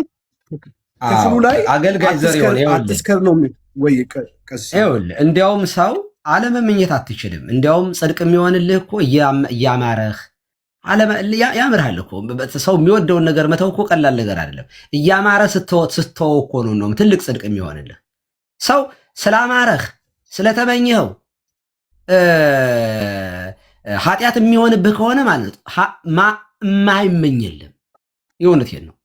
ምኞትማ እዚህ ላድርግ አራት ግባብ እባክህ ኧረ ተው ጥሩ አይደለም። ዶክተር እኔና እሳቸውን ጨርስ። ቆይ ልጨርስ። አለመመኘት አይቻልም። ይኸውልህ እኔ አሁን የሆነ ቆንጆ መኪና ወይ የሆነ ቆንጆ ቤት አይቼ ዋው እንዴት ያምራል ምናምን ብዬ ትንሽ ልመኝ እኮ እችላለሁ በእውነቱ እንደው። ስለዚህ የሚያወራው ይሄ መጽሐፈ ምሳሌ ሪዛልቱ ምን ይላል? ከእሷ ጋር ሄደህ እንዳትወድቅ እንዳትጨማለቅ ነው። ወደ አትመልከት የሚለውን ያብራራበት በዚያ ውስጥ ያለውን ኢንዱን አይቶ ነው የሚናገረው እንጂ ማየትም ኃጢአት ቢሆን ኖሮ ቀጥታ ማየት ኃጢአት ቢሆን አይናችንን ሸፍነን እንደ ሙስሊሞቹ ጨፍነን ነው መሄድ ያለበት። ያውም እነሱም ደግሞ ያያሉ። ለካ እነሱ ናቸው የማይታይ። እኔ እንደው ሀሳቤን ልጨርስና ከይቅርታ ጋር አንዴ ዶክተር ቆይ ዶክተር ረጅም ሰዓት ቆይ ዶክተር የግድ የለም ምን ልጨርስ አንድ ሀሳቤን በጌታ። ለምሳሌ ቅድም ዶክተር ሲያነሳበት የነበረውን ፖይንት ሮሜ ላይ ያለውን ስለ ምኞት እያነሳ ነበር። ምኞት ጸንሳ ኃጢአትን ትወልዳለች፣ ኃጢአትም ጸንሶ ሞትን ይወልዳሉ። አሁን እያንዳንዱ ነገር የምንስማማበት ኮንሲኩዌንስ አለው። ሰው ስለተመኘ ኃጢአት ነው መጽሐፍ ቅዱስ አይደለም። ግን ምኞቱ ወዴት ይወስደዋል? ሰውየውን እየነገረ ነው፣ ወደ ኃጢአት ይወስደዋል። የኃጢአቱ ደግሞ ወዴት ይወስደዋል? ሰውየውን ወደ ሞት ይወስደዋል። እያንዳንዱ ፋይናል ሪዛልት አለው። ስለዚህ ሰው ምን መሆን አለበት ነው? ክፉ ምኞትን ውስጡ እንዲያቆም ነው መጽሐፍ ቅዱስ የሚነግረን አለ። ወደ ወይን ጠጅም መስከር ስላለ ወደ ወይን ጠጅ እንዳይመለከት መጽሐፍ ቅዱሱ እየነገረኝ ለእኔ የሚገባኝ ማለት ነው።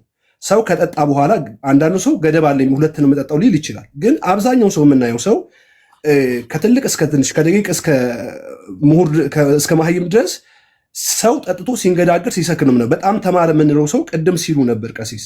አሁን እኛ እያነሳን ኮንሰርን አድርጎን የምናወራው ውጤቱን ነው። የምኞቱ ውጤት የቱ ጋር ነው ፋይናል ግቡ የሚለውን እሱን ነው መነሳት ያለበት። ስለዚህ መጀመሪያው ነው። ቆይ ቀሲስ አገልጋይ ልጨርስ። እሺ ቀሲስ ስለዚህ አሁን እያነሳን ያለ ነው ምኞት ኦልሬዲ ኃጢአት ነው የሚል አይደል? ምኞት ራሱ አንዱ ራሱን የቻለ ነገር ስለሆነ ምኞት ራሱን የቻለ አንድ ነገር መመኘት መልካም ነገር ሰው ይመኛል። ዝሙትም የሚመኝ ከሴት ጋር ለመተኛት የሚመኝ ሰውዬ እስካላደረገው ድረስ መጽሐፍ ቅዱስ ኃጢአት ነው ብሎ አላስቀመጠም። ግን ሰውየው ከተመኘው ቅድም ሲያነሱ እንደነበረው ሄዶ ከመተኛት አይከለክሉም። በመኝታው ላይ ክፉ ነገር ለሚያስብ ሰው ወየውለት፣ ሲነጋ ኃይል በእጁ ነው ብሎ መጽሐፍ ቅዱሳችን ይነገር። ስለዚህ ሰው ምኞት ሲጀምር ኃጢአት ነው ብሎ እንዲጸየፍ ያን ነገር ነው መጽሐፍ ቅዱስ የሚያስተምር። ቅድም ምሳሌም ያለው ቃል መመኘት ነው። ቅድም ሲጠቀስ የነበረው ለምሳሌ አንደኛ ጢሞቴዎስ ምዕራፍ 5 ላይ ያለውን ተነስቶ ለሆድ ህመም የወይን ጠጅ ጠጣ የሚለውን ቃል እየተነሳ ብዙ ጊዜ ስፔሻሊ ኦርቶዶክስ ወንድሞች ይህን ጥቅስ ሲጠቅሱት ያለውና ሰው እንዲጠጣ ማበረታታ ነው። ጳውሎስ የተናገረው ለሆድ ህመም ስፔሲፊክ ተጠቅሷል። እዛ ጋር ከሜዲኬሽን አንጻር ነው የተቀመጠው። የሆድ ህመም ስላለበት ለወደፊት እንደዚህ አታድርግ ብሎ የሆድ ህመም አለበት ማለት ጢሞቴዎስ የሚገባል። እኛ ለሆድ ህመም ነው የምንጠጣው። እኔ ባለውበት አካባቢ ሰዎች አረቄ ይጠጣሉ ስጋ ሲበሉ ምናምን ነገር ዳጀስት እንዲያደርግልኝ ምናምን ብሎ ይበላል። ኦኬ ለሜዲኬሽን ከሆነ ችግር የለውም። ግን እያንዳንዱ ሰው የሚጠጣው በየከተማው እየተንገዳገደ የሚወርቀው ከሜዲኬሽን አንጻር ነው የሚጠቀሰው። በራሱ ድራፍት የሚጠጣው ቢራ የሚጠጣው ሰው ለሆዱ ህመም ነው እየተነሳ ስፔሲፊክ የተቀመጠው ወይን ጠጅ ነው። ወይን ጠጅ ፈውስ ስላለው ለምሳሌ በኢትዮጵያን ኮንቴክስት አረቄ ለሆድ ህመም ተብሎ ይጠጣል፣ ለሰዎች ሪሊፍ ይሰጣል። ይሄ ነገር እያለ ዘንድሮ ደግሞ በሰለጠነው ዓለም ላይ የኖርን የህክምና መድኃኒቶች እያሉ አካል የሚጎዳ ነገር ሞራል የሚጎዳ ነገር መጠጥ ላይ ነው ሰው ትኩረት የሚደረገውና በትክክል ስለ መጠጥ ጎጂነት ነው እኛ ልናነሳ የምንፈልገው እንጂ ቶታሊ ሰዎች ያን ነገር ባዩ ጊዜ ያን ነገር ሳያደርጉ ኃጢአት ነው ወደሚል ድምዳሜ አይካሄድም። ግን ኮንሲኩዌንሱ ወዴት ነው የሚወስዳቸው ሲባል ሰውየው መመኘት ከጀመረ ወደ መጠጣት ይሄዳል። መጠጥ ቤት ከሄደ በኋላ ደግሞ የሚመጣውትን ነገር ምሳሌ ላይ በዝርዝር ነግሮናል። ስለዚህ ምኞቱን አሳይተን ውጤቱን ነግሮናል። የአንተ ሀሳብ በጣም ቆንጆ ነው። በነገራችን አንድ ለመታረቅ ያክል አንዲት ብቻ ጥያቄ ልጠይቅህ። ስለዚህ አንድ ሰው ምንም ጠጥቶ ማይሰክር ከሆነ ኖርማል እንደነበረው የሚሆን ከሆነ ችግር የለውም ብለህ ታምናለህ? በዚህ ከተስማማን ባልከው ሁሉ ነው ይስማማለሁ። በግል እኔ ቀስስ ሰው ምንም ካልሆነ ብዬ እንዳላስ የሚያደርገኝ ማለት ሰው ሁሉ ሲጠጣ እንደሚንገዳገድ ሰው ሁሉ ሲጠጣ እንደሚለፋደድ አይቻለሁኝ እኔ ቆይ ላስረዳህ። እኔ መጀመሪያ እንግዲያስ እኔ ለምሳሌ እኔ አባቴን ብዙ ጊዜ ምሳሌ ያደርገዋለሁ። በጣም አባቴ በጣም እውነት ለመናገር ስለ ራሴ አባት መናገር በጣም ቢከብድም ግን ልናገር፣ በጣም የተከበረ የተፈራ የሀገር ሽማግሌ ነው አባቴ። በመንግስትም ኃላፊነት ገበሬ ነው፣ ግን ሊቀመንበርም ሆኖ ሀገር ብዙ ነገሮች የሰራ ቤተክርስቲያን ብዙ ነገሮች የሚሰራ ስቲል ነው የሚሰራ በህይወት ያለ አባት አለኝ እና አባቴ ጠላ ነው የሚጠጣው። ውሃ ጭራሽ ጠምቶት ራሱ ወንዝ ይሻገር አይጠጣም። አሁን በቅርብ እንደሰማሁት ማለት ብዙ ጊዜ ነው ከቤተሰቦች ከተለየሁት በጾም መሳት ምናምን መጠጣት አቁመዋል አሉኝ። ማለት እንደኔ ሰርፕራይዝ ነው የሆንኩት ማለት ነው። ምክንያቱም አባቴ አንድ ቀን ማለት በህይወቱ እኔ ስካር የሚባል ነገር አባቴ ላይ አይችበት አላውቅም። እንግዲህ እሱ ብቻ አይደለም እኔ የአባቴን ብቻ አይደለም እነግርህ፣ ቤተክርስቲያን ውስጥ ዝክር ተይዞ የሚካሄደው ጠላ ነው። በሀገራችን ገንቦ ጠላ እንጀራ ተይዞ ነው ለዝክር የሚካሄደው። ማይበርም ሲኖር ጠላ ነው የሚጠጣው። ቢራ ምናምን ይባል አይታወቅም። እንደው ጠጅም ምናምን ካለ እንደው ትልልቅ ከበርቴዎች ቤት ነው። እኔ እዚያው ያ ሁሉ ህዝብ ሰርግም ሲሆን ሊሆን ይችላል ሲጠጣ ሰካራም የምታየው እንደ መስከረም ወፍ አንዳንድ ነው። እዚህ ደንበር ሲል የምታየው ሲወላገድ። ማህበረሰቡ ገበሬ ነው። ሲያርስ ይውልና እሷን ጠጥቶ እንደገና ኢነርጂ ሆነው ያችን ሰርቶ ነው። ምንም አይነት ስካር አናይባቸውም። እጃቸውን በማጨድ አይቆርጡ ምንም ነገር እንደው እንዲች ንክች አይሉ ማለት ነው። ስለዚህ ኤክስፔሪንስ የሌለው ሰው ከሆነ ግን ብሎ አንዴ ጅው አድርጎ እንደው አይጠጣዋል፣ ከዚያ ሊወድቅ ይችላል። አንተ በምትለው ኮንቴክስት እንደዚህ ያለ ሰው ኢቭን ሲጠጣ ራሱ በተደጋጋሚ የሚሰክር ከሆነ በቤተክርስቲያን ይሄ ሰው ወደ ወይን ጠጅ ዞር እንዳይል እቤቱ ራሱ አልኮል የሚባል ነገር እንዳይኖር እንከለክላለን። እኛ ቀኑን አንሰጣለን። በእኛ ቤተክርስቲያን የሚሰክር ከሆነ እየሰከረ ሚስቱ ልጆቹን የሚረብሽ ከሆነ ክልክል ነው። ለዚህ ሰውዬ ፈጽሞ መጠጥ አልተፈቀደለትም። ባይዞ ነገር ግን እያወራሁት ያለሁት እኔ እያወራሁት ያልኩት ኖርማል ጠጥተው ምንም ነገር በቃ ኖርማል የሚያደርግ ከሆነ ኃጢአት የማሰራ ከሆነ ወደ ሌላ ነገር የማትሄድ ከሆነ እንደነበርከው የሚያደርግ ከሆነ መጽሐፍ ቅዱስ እሱን አይከለክልም። የሚከለክለው ስካርን ነው። መጥን ሰውነህ አንተ ሰውነህ እንስሳ አይደለህም። ሆድህ እንደ አህያ የበላት ዝም ብለህ አትሞትም። አህያ እምብርት የላትም ይባላል። በእርግጥም አይቻለሁኝ። አንድ አህያችን ታማ ሆዷ በጣም ተራራክሎ ለሕክምና መከራችን እናያለን። ተኝታ ተንጋላት ሳር ትግጣለች ማለት ነው። እና እስከምትሞት ነው አራያ የምትበላው እንበርት የላት ይባላል። እንደዚህ ማድረግ መብላት ራሱ ጠግቦ መብላት ራሱ ኃጢአት እንደሆነ በዚህ አጋጣሚ መናገር እፈልጋለሁ። እና እንደዚህ አካውት ዘርዬ እኔ ይሉት አንድ ነገር ልንገሮት በራሴና ለአንተና ለወንድሞች ልልቀቅ ዘርዬ ለናታኒ በእውነት ብትሰጡት ለናታኒም እንግዳ ከኛ ቤት ቀሲስን ናታኒም ያወራ ከዚህ በኋላ ቀሲስን አንድ ደቂቃ ብቻ ነው የምጠይቀው። ቀሲስ አሁን እናንተ ብቻ ጠያቂ ዶክተር ለውይይት አንድ ጊዜ ናታኒም አንድ ጊዜ ይችል ልጨርስና ትገባለህ። ይችል ጠይቄ ብቻ ነው የምወርደው አንድ ጊዜ አትሊስት ፎር 30 ሰከንድ እስቲ እናንተ ተቀበሉ። ለ30 ሰከንድ ቆይ ናታኒም አንድ ጊዜ ምክንያቱም እሳቸውን መጠየቅ የሚገባኝ መሰረታዊ ጥያቄ ስላለ ናታኒም አንድ ጊዜ ናታኒም ያው እሺ ቀሲስ ከባድ ነው ለእርሶ ማመንዘር ማለት አንድ ሰው ከአንድ ሴት ጋራ መሳሳሙ ነው? ተኝቶ 30 ደቂቃ መፍጀቱ ነው? 10 ደቂቃ መፍጀቱ ነው? ምንድነው? እስቲ ይሄንን እስቲ ንገሩኝ።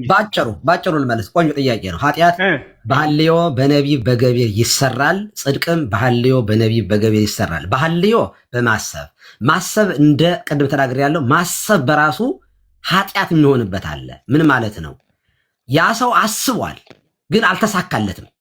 ይሄ እንደ ማድረግ ነው የሚቆጠረው። ይሄ ማሰቡ አላደረገው። ኦኬ አንድ ወንድ አንድን ሴት ተመኛት ግን እንትን ይሄ ወደ እሷ ሲሄድ ወይም ቢብላው ሊሆን ይችላል፣ ወይ ሌላ ሰው ደርሶበት ሊሆን ይችላል፣ እሷ ላታውቅ ሁሉ ትችላል፣ ወይም ጠልፏትም ሊሆን ይችላል። አስቦ ግን ሳይሳካለት ከቀረ እንደ ማድረግ ነው የሚቆጠረው። ይሄ ሐልዮ ኃጢአት ነው። ግን ኃጢአት የማይሆንበት ሁኔታ አለ። ሐልዮ ምን ማለት ነው? ትመኛለህ ግን አይ እግዚአብሔር እኮ አይወደውም ብለህ ትተዋለህ። ዘፈን ማድመጥ እየወደድክ አይ ዘፈን ኃጢአት ነው ብለህ ትተዋለህ። እንዲህ ያለው ኃጢአት እንደማድረግ አድርጎ አይቆጠርም። ሁለተኛ ገቢር የሚባል ኃጢአት ነው። የገቢር ኃጢአት አለ፣ የነቢብ ኃጢአት አለ። ነቢብ ማለት በንግግር ሰው መሳደብ ሊሆን ይችላል፣ ደንቆሮ ምናምን ብሎ ማለት ይሄ ኃጢአት ነው። ጽድቅም ባይዞ በነገራችን ላይ በሐልዮ ጽድቅም ይሰራል። እችንም ጨምሪያት ልሄድ በማሰብ ጽድቅም ይፈጸማል ይደረጋል። ለምሳሌ አንድ ሰው ንስሐ ገብቶ በሐሳቡ ነው አለ ንስሐ ገባ። በዚያች ሌሊት ነፍሱ ከስጋው ማድረግ ያለ በሃይማኖት የሚጠበቅበትን ነገር ሁሉ ማድረግ ሳይችል ግን ኮምፕሌት ከእግዚአብሔር ጋር ግን አልቅሶ በሐሳቡ ማለት እግዚአብሔር ወይ በድያለሁ የሚለውን ነገር ተጠቅሞ ቢሞት ይሄ እንደ ጽድቅ ይቆጠርለታል። ማሰቡም በጣም ምክንያቱም ከአክሽኑ ጊዜ ስላልሰጠው ማለት ነው። ማሰቡ ገቢር የሚባለው ደንቆሮ ምናምን ብሎ መሳደብ የገሃነም ፍርድ ይገባዋል ይላል። ነቢብ ንግግር ራሱ ኃጢአት ይሆናል። ንግግር በራሱ ደግሞ ጽድቅም ይሆናል። ሰውን ማጽናናት፣ መምከር፣ ማስተማር ነቢብ ነው። ይሄ ነቢብ ነው። ይሄ ጽድቅ ሆኖ ይቆጠራል። ኃጢአትም ነው ሆኖ የሚቆጠርበት አለ። ገቢር የሚባለው ደግሞ መውደቅ ነው። አክሽኑን ማድረግ ማለት ነው። መዘሞት ሊሆን ይችላል፣ ሴክሹዋል ሪሌሽንሽፕ ማድረግ ሊሆን ይችላል፣ መግደል ሊሆን ይችላል። ቅድም እንዳልነው መዝፈን፣ ያ የተገለጹ ስጋዎች በማድረግ ይሄ ኃጢአት ይሆናል። በማድረግም ደግሞ ጽድቅ ደግሞ የተራበ በመብላት የተጠማ በማድረግ ሊሆን ይችላል። ገቢሮች አሉ የሚደረጉ ነው። እዚያ የመንፈስ ስራዎች ፍቅር፣ ደስታ፣ ሐሴት እንደዚያ የመንፈስ ፍሬዎችን ማድረግ ጽድቅ ይሆናል። ስለዚህ ሐልዮ የሚለው ነገር ብዙ ትርጉም ስለሆነ ያለ እንደ ኮንቴክስቱ መተርጎም ያስፈልጋል ነው። ስለዚህ ወደ ወይን ጠጅ አትመልከት የሚለውን ወይን ጠጅ አትመኝ ብለው ለማለት ምን ከበደውት? ወደ ወይን ጠጅ አትመልከት የሚለው የሚያሳየው ወይን ጠጁን በዓይንህ አይተህ ትሰክራለህ እያለ አይደለም። ኮንቴክስቱ እዚያው ላይ በዓይን ማየት አይደለም። ኧረ ቀሲስ ተረጎምኩት እኮ አትመኝ ብሎ ለመቀበል እሱን የከበደውት ምንድን ነው? አትመኝማ ሁለት አይነት ነው። አለመመኘታችን ልትመኝ ትችላለህ። ወይን ጠጅ ሊያምርህ ይችላል። ማማር ብለው ወሰደው መመኘት ነው። ማማሩ ሊያምርህ ይችላል። ተመኝቶ እግዚአብሔርን ፈርቶ ሳያደርግ መቅረት እሱ ሌላ ጉዳይ ነው። እሱ ተመኝቶ እግዚአብሔርን ሳይፈሩ መጠጣት ሌላ ጉዳይ ነው። አይደለም። አንተ እኮ ወደ ወይን ጠጅ መመልከት ስትል አንተ የወሰድከው እኔ እኮ ተግባራዊ ያደረኩልህ እኮ ወደ ወይን ጠጅ እርሶ ትንሽ ጠጡ ብለው ስለሚሉ ነው ይሄ ቃል የከበደው። አትመልከት ማለት አትመኝ ማለት ነው ብለው መቀበል የከበደውት ምንድን ነው? ችግር የለው ምንም ብለን የቤት ብትመጣልኝ እኔ አልኮል ትጠጣለህ አዎ እንዴት ነህ? ትችላለህ? ሰክረህ ታውቃለህ? አትሰክርም? ኧረ እኔ ስከር የሚባል ነገር አላውቅም። አቀርብልህ። እኔ ቤት ቢመጡ ደግሞ ምንም አይጠየቅም። እንደውም ልጆቼም አልኮል የሚባለውንም እኔ እኔ አታቅርብልኝ። እኔም አልመጣም። እኔ እምቢ ካልክ እኮ መብትህ እኮ ነው። አንተ እኔ በነገራችን ላይ ኮንክሉዥን ልስራ እዚህ ላይ። ቆይ እኔ በነገራችን ላይ አልጠጣም ለሚል ሰው እኔ አጨብጭብ። አትጠጡ፣ በቃ ይቅርባችሁ፣ አትጠጡ። እኔ አፕሪሼት ነው ማለት አሁን የኔና የእርሶን ጉዳይ ሳይሆን መጽሐፉ ምን ይላል እኮ ነው። የህይወታችን መመሪያ የሆነው መጽሐፍ ምንድን ነው የሚለው? በቃ መጽሐፉን ከኦሪት ዘፍጥረት እስከ ራዕየ ዮሐንስ ድረስ መጽሐፍ ቅዱስ የሚያወራው አትስከሩ ነው፣ ስካርን ነው፣ አትጥገቡን ነው እንጂ አትብሉ አትጠጡ የሚል የለም። አትስከሩ አትጥገቡ ግን አለ። ኦኬ። ስለዚህ ጌታ ራሱ ነው የምልህ የተቀሸረ እንደው መናኛ ቅራሬ ነበር መጀመሪያ ያቀረበው። ሁለተኛው ግን የቀረበው ግን በጣም የሚገርም ወይን ጠጅ ጠምቆ 6 ጋን ለሰርገኛው ያንበሸበሸው መድኃኔዓለም ኢየሱስ ክርስቶስ ነው። ኦኬ። የወይን ከዚህ አመሰግናለሁ። ጁስ ምናምን እንዳትል ጁስ ከመውጣት በፊት ጥያቄ ልጠይቅህ። ቴንኪው ቀሲስ። ግን እኔና እርሶ ይሄን ያህል በዚህ ጉዳይ ላይ መነጋገር ማለት ደግሜ ቅድም ያልኩትን ነው የምለው እጅግ በጣም አሳፋሪ ነው። ለምን ብለው ብትሉኝ በፍጹም ይሄን በግልጽ ነው የምናገረው። ይሄን ከብዙ ክብር ጋራ ነው የምናገረው፣ ከብዙ ክብር ጋራ ምክንያቱም ለራሳችን ምኞትና ለራሳችን መሻት ስንል የእግዚአብሔርን ቃል የምናጣምም ከሆነ በተግባር ላይ ያለ የኛ ኢንተረስት ስላለ ነው። ይሰማል? ዶክተር ፖለቲካ ትስራ እንጂ ዶክተር ይሰማል? ኖ እኔ ፖለቲካ አልሰራሁም። አይ እኔ ጨርሻለሁ። እኔ እኮ ቴንኪው ብዬ ልወርድ እኮ ነው። ከእናንተ ለሌላ ሰው ልለቅ ነው አይመስለኝም። ተደብቃችሁ ስለሆነ እናንተ ከመውረድ በፊት ጥያቄ ልጠይቀው እስቲ። ይሰማል? ሰርቫንት ናታኒም የብዙ ወንድሞችን ታይም ስለያዝኩ ነው። እሺ ጠይቀኝ። አይ ችግር የለውም ጠይቀሽ። ይሰማል? ግን አንተ አትመልከት የሚለው እንዴት ነው የተረጎምከው? ኧረ እንዴ አንተ ብቻ ነህ እንዴ ጠያቂ ወንድሜ? እንዴ ቆይ ልጠይቅ። በቃ ጨረስክ አንተ ጠይቀህ። የተነሳው ነገር እኮ ከዛ ጋር ተያይዞ ስለሆነ ነው። በቃ ከዛ ጋር እያይዤ ልጠይቅ። ቅድም እንደውም ምን ብለሃል? በብሉይ ኪዳን እንደውም እስራኤላውያን እንደ ባህልም ስላላቸው ወይን ጠጅ ምናምን ብለሃል። ኤኒዌይስ ልጠይቅ። እምነትህ ከመጽሐፍ ቅዱስ ነው አይደለ?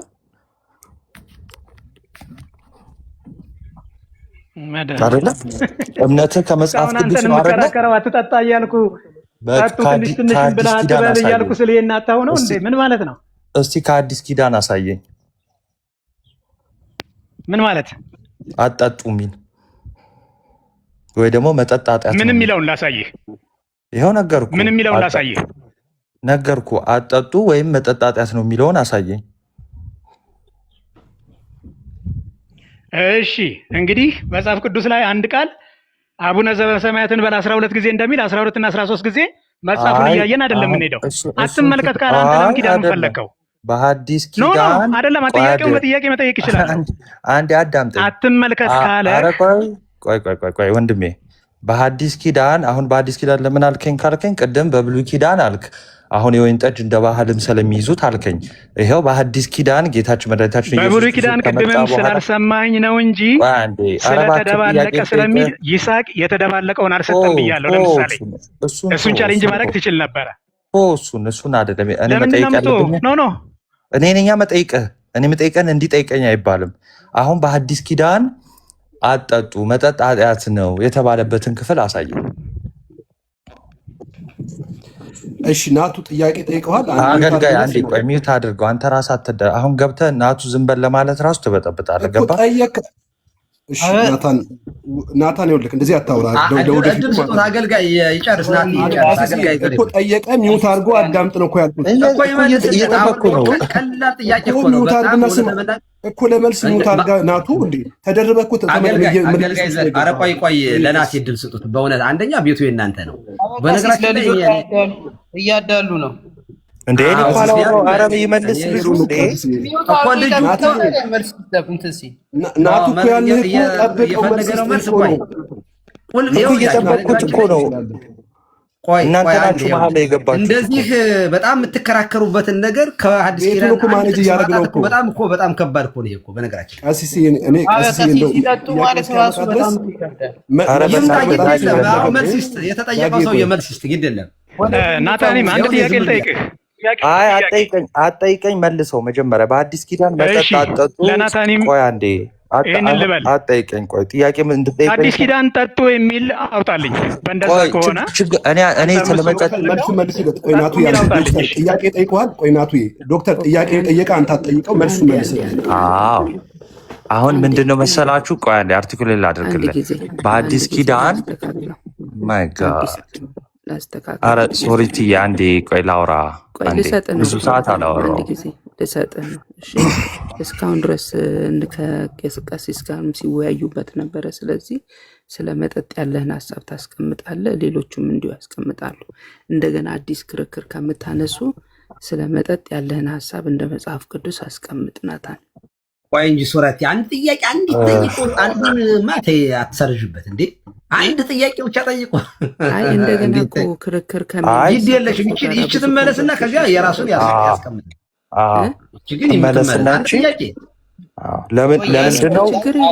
ለምንድን ነው አንዴ ዳግም ምን ሆነ ነው? በእናትህ አንዴ ሚዩት አድርገው። እንደ ይቅርታ በጣም ዳግም አንዴ ሚዩት አድርገው። አንደኛ አንተ አይደለም ተሳዳቢ እየተጫወትክ ነው። እስካሁን ሲወያዩ ስለቆዩ ከቀሲስ ጋር ሁለቱም ማለት ነው። ሌሎችም ሰዎች ስላሉ ሀሳቡን ሙሉን እንዲያስቀምጥ ፈልጌ ነው። ግን መጠየቅ አለብኝ ካልክ ትችላለህ። አሁን አንድ ደቂቃ ብቻ ስጡኝ። እሺ አሁን ማንም አይደረብ። እሺ ቴንክ ዩ ሶሪቲ። አሁን ምንድነው እንግዲህ እየተወራ ያለው ስለመጠጥ ነው። ስለዚህ ወሬን ወይም ደግሞ ሀሳቤን በጥያቄ ጀመርኩ ማለት ነው። እንግዲህ ፕሮቴስታንቶች እምነታችን ከመጽሐፍ ቅዱስ ነው የሚመዘዘው ትሉ የለ እንግዲህ ሰርቫንት ከአዲስ ኪዳን መጠጥ አጠጡ፣ መጠጥ ኃጢአት ነው፣ መጠጥ በራሱ ኃጢአት ነው፣ መጠጥ አጠጡ የሚለውን አውጥቶ ያሳይ። አሁን እየጠበቅን ነው። ከዛ ሀሳቤን አስቀምጣለሁ። መልካም። የእግዚአብሔር ትእዛዝ አዲስና ብሉይ ብለህ የምትከፍለው አይደለም። ትእዛዙ ትእዛዝ ነው።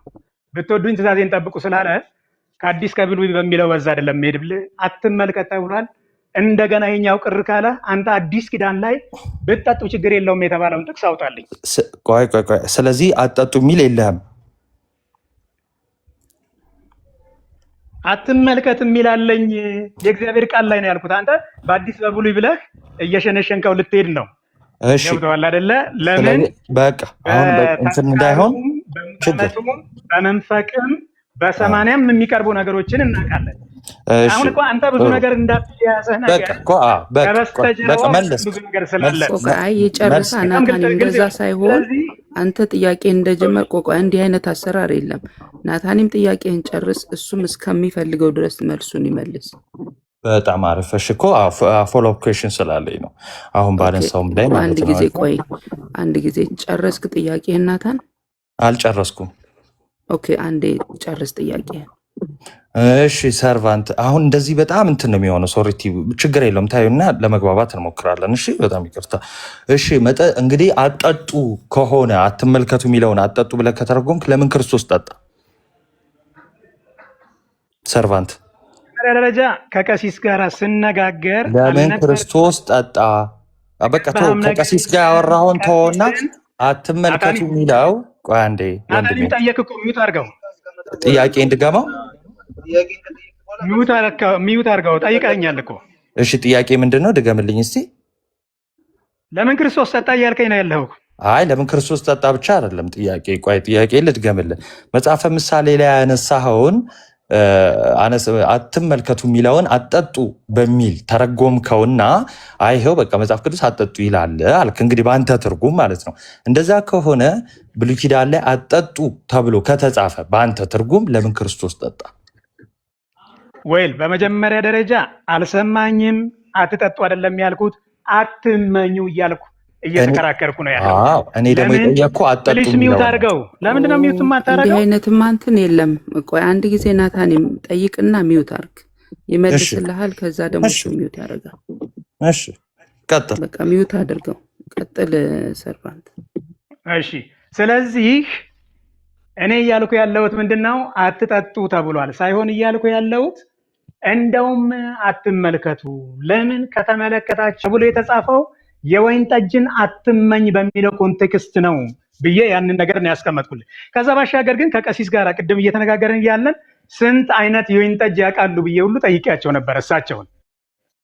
ይሄንን ሁሉ ብያለሁ። ልክ ክርስቶስ ኢየሱስ ለምን የወይን ጠጅ ጠጣ ብለህ ስትለኝ የትኛው የወይን ጠጅ? ፈርመንትድ የሆነው ነው? የተደባለቀው ነው? ፍሬሽ የሆነውን ጁስ ነው? የቱን ለማለት ፈልገ ነው? ሚውት አድርጌ ላለው ቀጥል።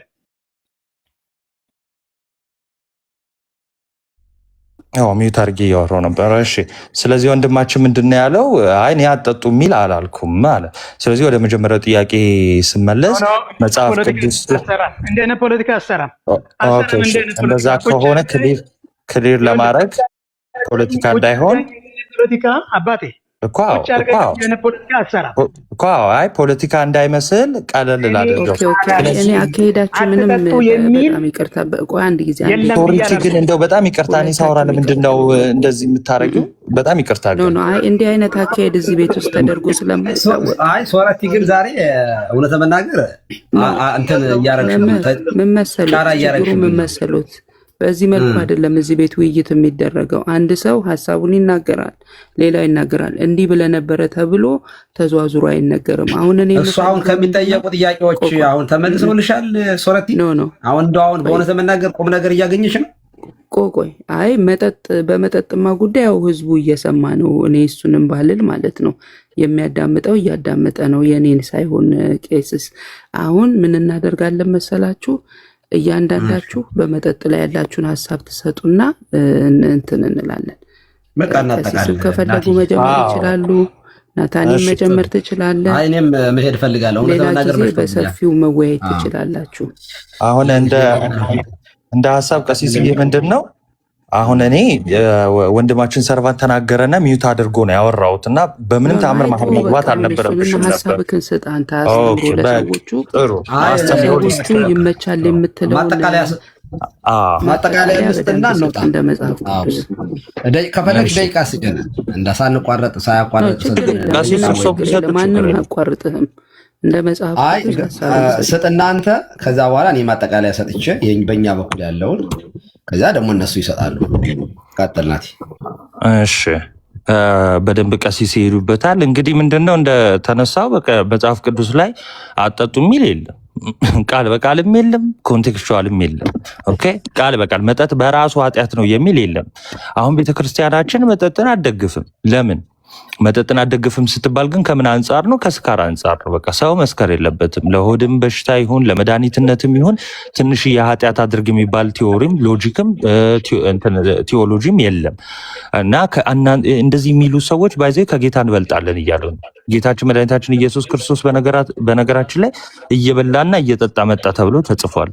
እና ልክ እንደዚህ አይነት ግብዞች ደግሞ አንተ ኃጢአተኛ ጋር የምትውል ከቀራጮች ጋር የምትውል ሲሉት ነበረ። ይሄ በመጽሐፍ ቅዱስ ተጽፏል። አለቅ መጽሐፈ ምሳሌ ላይ የተዘገበው ምንድነው? ከስካር አንጻር ነው በቃ አትመልከት የተባለው ማለት ነው። ለምን ሰዎቹ ወይኑን ምን ያደርጉታል መሰላችሁ? በደንብ እንዲያሰክራቸው ይቀላቅሉታል ማለት ነው። ይቀላቅሉታል እና ብዙ አይነት ወይን አለ። አዎ እና ያንን ይቀላቅሉታል፣ ቅመማ ቅመም ይጨምሩበታል፣ በጣም ለመስከር ማለት ነው። ከዛ ከሰከሩ በኋላ ግን በጣም እንደው እግዚአብሔርንም ስለሚያሳዝኑ አሁን መጽሐፈ ምሳሌ እያለ ያለው እንደው ጭራሽ አትጠጣ አይደለም፣ አትስከር ነው። ለምን በኋላ በገባ ጊዜ ነው የሚለው፣ በኋላ ነው የሚለው። ከጠጣ በኋላ ወደ ስካር ከሄድክ በኋላ በቃ እንደነሱ ትሆናለህ እያለ እየተናገረ ነው ማለት ነው። ኦኬ ስለዚህ መጠጥ በራሱ ኃጢአት ነው የሚል የመጽሐፍ ቅዱስ ትርጉም የለም። ይልቁንስ ግን በራሱ ኃጢአት ነው የሚሉት እነማን እንደሆኑ ታውቃላቸው?